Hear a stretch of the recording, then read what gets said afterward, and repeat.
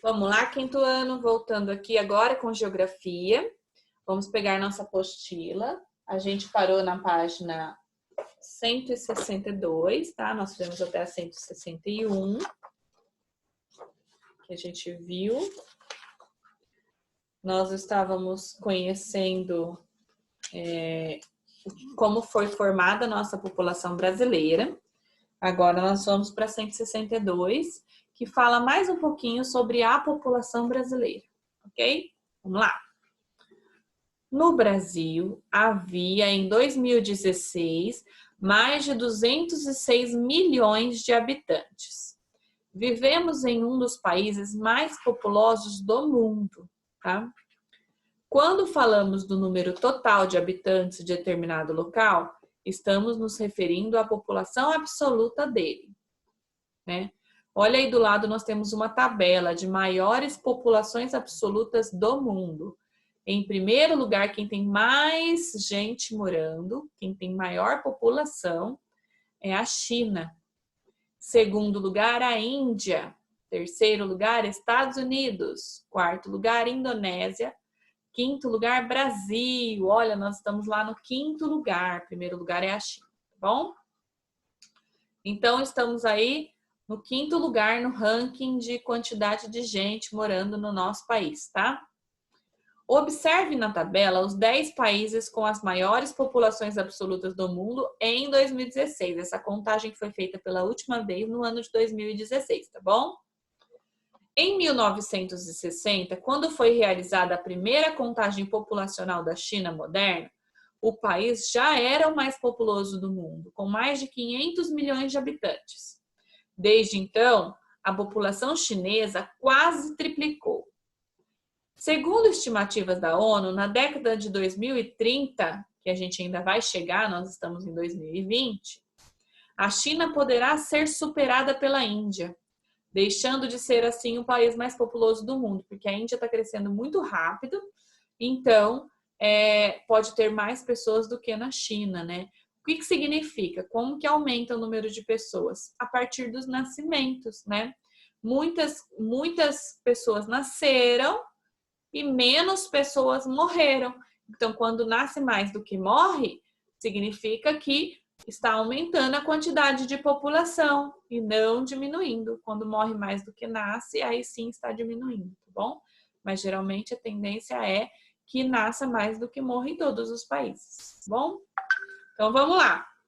Temos aqui uma foto das pessoas atravessando a rua em Hong Kong, na China. Olha lá que legal, né? Só um minutinho, galera. Já volto. Bom, voltando aqui, tá? Então, aqui a gente tem uma foto das pessoas atravessando a rua em Hong Kong, na China. Muita gente, olha que rua cheia, né? Vamos lá para a página 163, a distribuição da população, ok? A maioria da população absoluta do nosso país concentra-se em algumas partes do território, como nas capitais e em áreas do litoral. Observe o contraste das fotografias. Então, nós temos aqui cidades diferentes, né? E aglomerações de pessoas diferentes, né? Na segunda foto não tem quase de ninguém. A segunda foto lembra mais Mogi Guaçu. Mogi Guaçu é mais tranquilo, né? E a primeira foto é a cidade de São Paulo, que é muito, muito cheia de gente, tá? Agora veja o mapa, todos esses pontinhos vermelhos são de distribuição da população. Quanto mais gente tem em quais locais, tá bom? Então, onde tem pontinho vermelho é onde tem mais população. Página 164, vamos para as atividades aí. Número 1, observe atentamente o mapa da página anterior, escreva V para verdadeira e F para falsa. Os estados brasileiros têm número total de habitantes bem parecido? Não, né? As áreas litorâneas próximas às capitais, há maior número de habitantes. Áreas litorâneas são as áreas próximas ao oceano, são as áreas de mar, de praia, tá bom? A população brasileira não é bem distribuída pelo território. As porções central e norte do país são as que concentram maior número de habitantes, tá? Densidade demográfica. Agora vamos ver como que é calculada. Conforme se pode notar no mapa anterior, a população brasileira não é distribuída igualmente pelo território. Há regiões e estados com muito mais habitantes do que outros. Isso não depende do tamanho do estado, tá bom? Para saber como ocorre essa distribuição, comparamos as informações da densidade demográfica de um lugar com as de outro, região, estado ou município. A densidade demográfica indica quantos habitantes há por quilômetro quadrado, ou seja, mostra quantas pessoas vivem em uma área específica, o que nos permite saber qual é o nível de concentração da população nessa área e se ela é populosa. Para descobrir a densidade demográfica de um lugar, é feito o seguinte cálculo. Pega-se o número de habitantes de um local, então a quantidade geral de habitantes, e divide pelo tamanho do local. Vai dar quantos habitantes tem por quilômetro quadrado. Isso a gente não vai precisar aprender a fazer, não. Observe a seguir a tabela que mostra a densidade demográfica dos estados brasileiros e do Distrito Federal, 165, tá bom?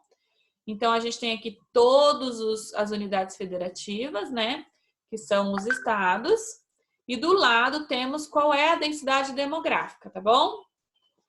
Atividades. Que cálculo é feito para descobrir a densidade demográfica de um lugar e qual é a importância dessa informação? Então, qual cálculo é feito? É feito o cálculo do número total de habitantes dividido pelo tamanho do lugar, tá bom? Por que que é importante? Para a gente saber quantos habitantes tem em cada estado, né? E pelo tamanho do estado, se está ok a quantidade ou se não está ok, tá bom? 166, temos a atividadezinha aí do mapa. Com base na leitura e interpretação da tabela da página anterior, faça no mapa o que se pede, tá bom? Pinte de laranja a que tem maior densidade demográfica do Brasil. Vocês vão olhar lá no mapa qual que tem mais vermelhinho e vão pintar de laranja. Pinte de amarelo os dois que têm menor densidade demográfica. Então, os que têm menos pontinho vermelho lá no outro mapa são os que vocês vão pintar de amarelo aqui. Pinte de vermelho os dois que têm mais densidade demográfica do país. Então, vai pintar de vermelho os dois que têm mais densidade demográfica, que é onde tem mais pontinho vermelho do outro mapa. E dê um título do seu mapa e crie a legenda das cores usadas. Então, vocês vão pintar aqui as legendas, tá bom? Um quadradinho aí do lado. Eu acho que já fez uma outra atividade de mapa, né? E a página 167, né? Tá pedindo uma pesquisa sobre a nossa sala de aula. Como a gente não está lá presencialmente, a gente não tem como fazer essa pesquisa, né? Porque a gente precisaria medir a sala de aula e tal. Então, essa atividade a gente vai deixar para fazer mais para frente quando a gente estiver junto, ok? E embaixo temos o pequeno cidadão aí, né? Um pouquinho de conhecimento. Diga não a toda forma de discriminação. Discriminação é o preconceito, não é, gente? Um dos princípios fundamentais da Constituição brasileira é promover o bem de todos, sem distinção de origem, raça, sexo, cor, idade ou qualquer outra forma de discriminação. Apesar do que está escrito na Constituição, o documento mais importante dos brasileiros, ainda nos deparamos com atitudes discriminatórias e preconceituosas em relação às populações indígenas e afro-brasileiras. O nome disso é racismo. Isso é, crença que haveria uma hierarquia entre as etnias e de que, de alguma forma, seriam superiores a outras. Assim, que tal fazermos uma campanha sobre o racismo? Então, a gente não vai fazer, né, essa atividade, mas serve para a gente se conscientizar sobre o preconceito e sobre as nossas atitudes e as atitudes dos outros, né? Para que a gente pense bem sobre o tipo de preconceito com outros países, principalmente aí os indígenas e os afro-brasileiros, que são os africanos que vieram para o Brasil muito tempo atrás, que foram usados como escravos, né?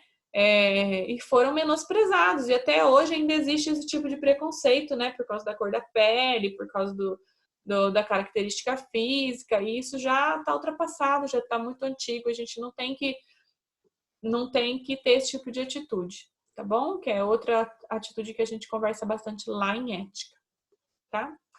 Então, vamos lá, gente, fazendo as atividades. Qualquer dúvida, me chamem. Bom descanso para vocês nesse finalzinho de dia. Fiquem com o inglês ainda. E amanhã nós estamos de volta, tá? Beijo!